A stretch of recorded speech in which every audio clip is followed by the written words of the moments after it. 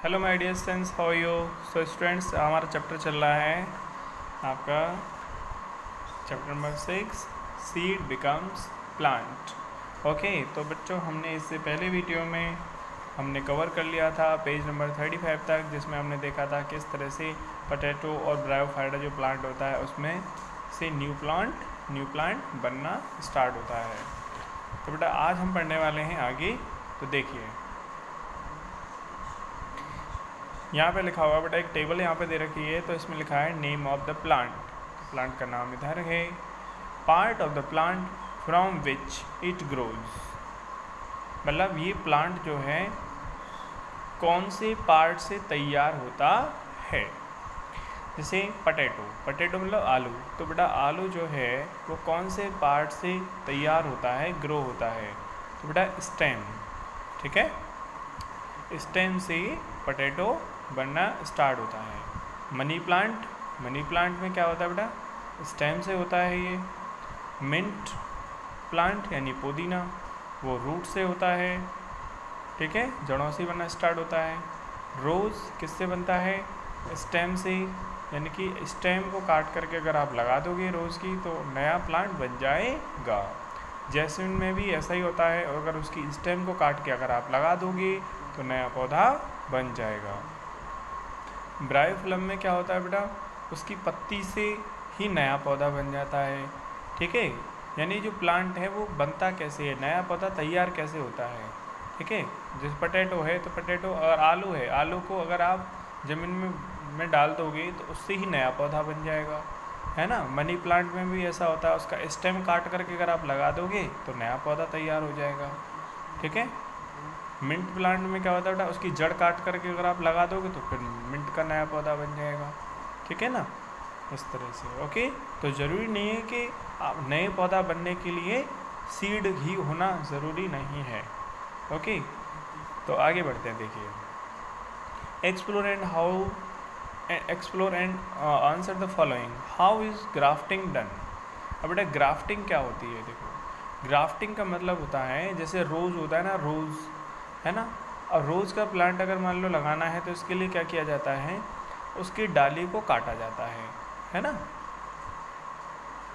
और so students, यहाँ पे देखो ग्राफ्टिंग को समझाने के लिए मेरे पास यहाँ पे कोई दूसरी बुक में भी अवेलेबल नहीं है, मैं पिक्चर के थ्रू आपको समझाता। ओके, तो इसके लिए मैं क्या करूँगा, आपके लिए ग्राफ्टिंग की वीडियो भेजूँगा, है ना, तो उसको देख करके आप समझ जाओगे कि ग्राफ्टिंग क्या होती है, कैसे की जाती है। ओके,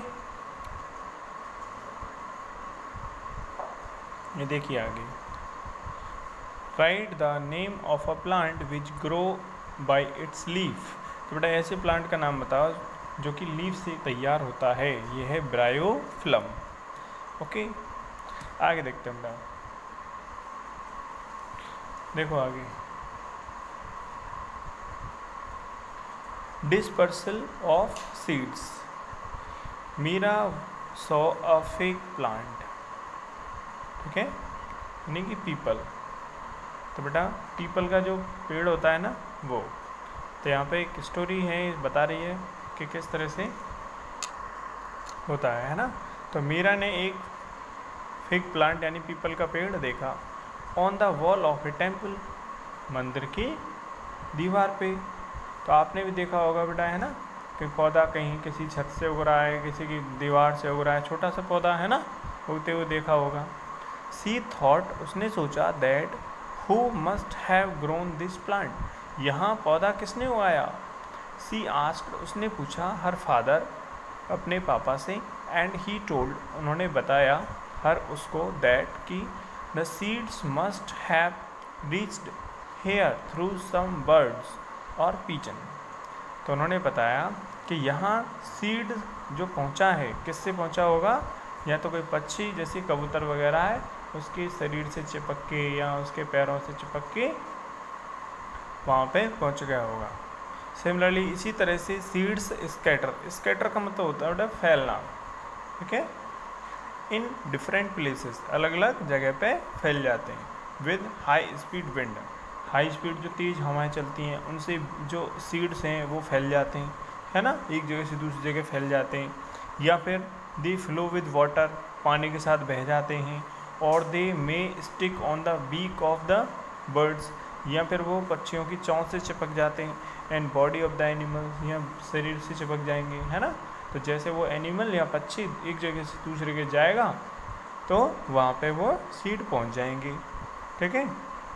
तो इस तरह से सीड्स का एक जगह से दूसरी जगह फैल जाना, ठीक है, क्या कहलाता है, डिस्पर्सल ऑफ सीड्स कहलाता है। This phenomena of scattering of seeds is known as dispersal.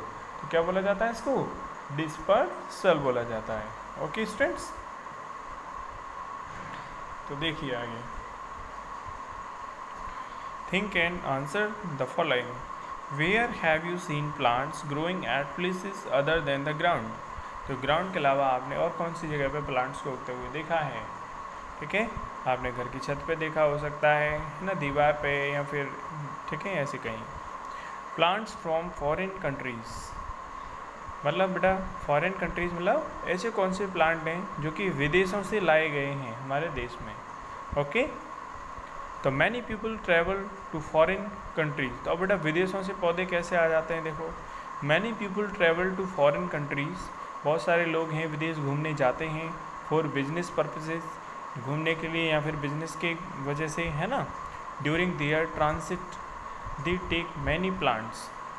तो उनकी जो जब जाते हैं आते हैं वो, है ना, उनकी यात्रा के दौरान क्या होता है, दे टेक मैनी प्लांट्स, तो कई सारे plants and animals from one place to another. तो इस तरह से वो बहुत इम्पोर्टेंट रोल प्ले करते हैं किसके लिए, सीड्स के डिस्पर्सल में, है ना।